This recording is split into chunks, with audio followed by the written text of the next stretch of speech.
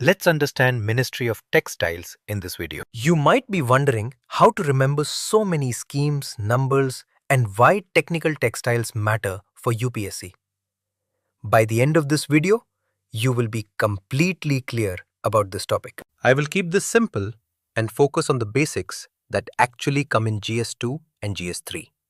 And towards the end, we will understand a key idea that most UPSC aspirants miss. Quick snapshot first. The textile sector is huge.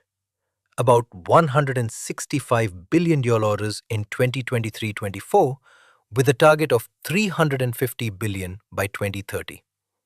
And it employs over 4.5 crore people. India is the sixth largest textile exporter, and the sector provides jobs to many women, nearly 70% of the workforce. The industry ranges from village handlooms to large automated mills, covering fibers, yarn, weaving, processing, garments, and technical textiles. Think of the sector as a ladder.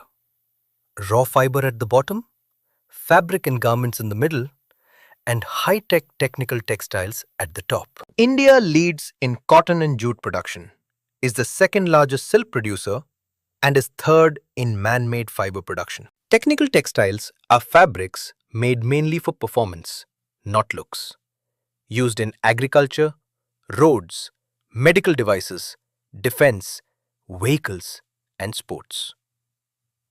There are 12 technical textile categories like agrotech for farming covers, geotech for road reinforcement, meditech for surgical items, and protech for bulletproof jackets. India's technical textile market is about €16 billion, which is roughly 6% of the global market of $250 billion.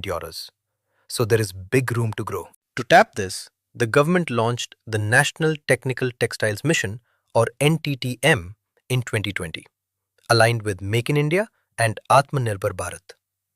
NTTM has a total outlay of 1,480 crore rupees and runs roughly from 2020-21 to 2025-26 with 1,000 crore earmarked for R&D. The R&D track supports fiber research like carbon fiber and aramid, and application research for geotextiles, agrotextiles, and medical textiles. So far, 168 research projects worth about rupees 509 crore rupees have been approved to build homegrown technologies. The mission also focuses on market promotion, export growth, and building skills through training and courses. Important new initiatives under NTTM include the GREAT scheme for research entrepreneurship, GIST 2.0 for internships, and Sathi to help small units adopt energy-efficient machines.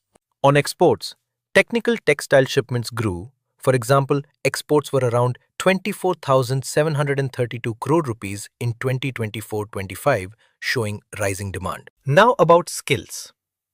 The Samarth scheme, started in 2017, trains workers across the textile value chain and is strongly gender-focused. Samarth's recent phase had a budget of 495 crore rupees to train 3 lakh more people.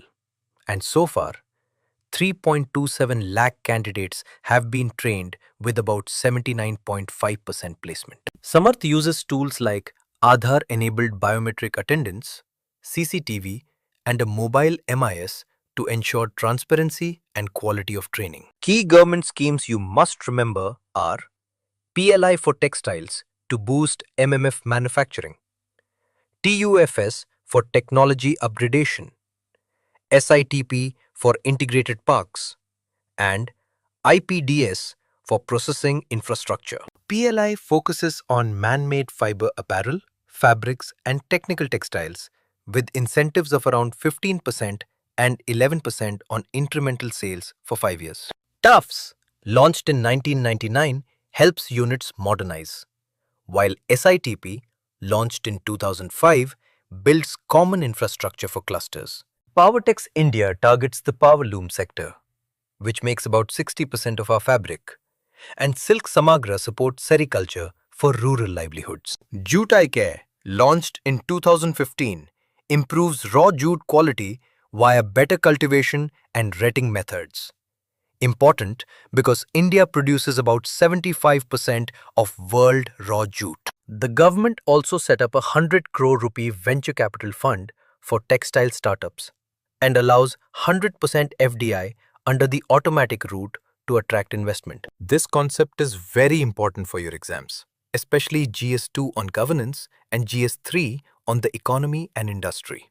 Questions from this topic are often asked in governance, policy delivery, export competitiveness, and skill development areas. For answers, link textiles to Atmanirbhar Bharat, Make in India, Skill India, Women's Employment, and Sustainable Development Goals. Key figures to remember. NTTM outlay 1,480 crore. R&D 1,000 crore. Technical textile market 16 billion US dollars and India share about 6%. Samarth trained 3.27 lakh people with 88.3% women beneficiaries and a placement rate of 79.5%.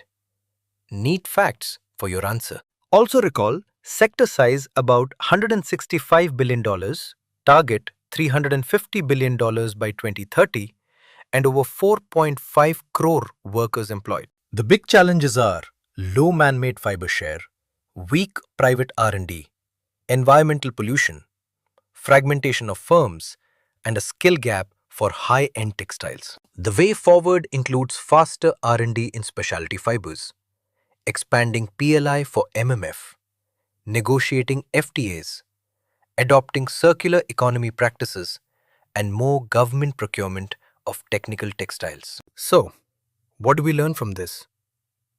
The Ministry of Textiles links production, trade, skills, and technology to boost jobs, exports, and self-reliance. Let us quickly remember the essentials.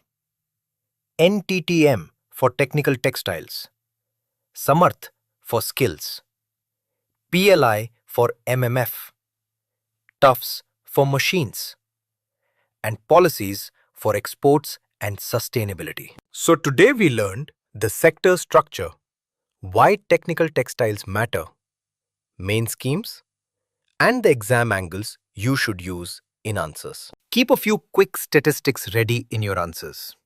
And always connect schemes to larger themes like Make in India and Skill India for higher marks. You are on the right track. Revise these points a couple of times and use the UPSC keywords I mentioned when writing answers. If you want more detailed notes, diagrams, or a quick quiz on this topic, explore the Ministry of Textiles section on EduRev for structured revision. Thanks for listening. Stay curious and keep revising. Small, steady steps win the UPSC race. See you in the next video. And remember to practice answer framing with these facts and links on EduRev.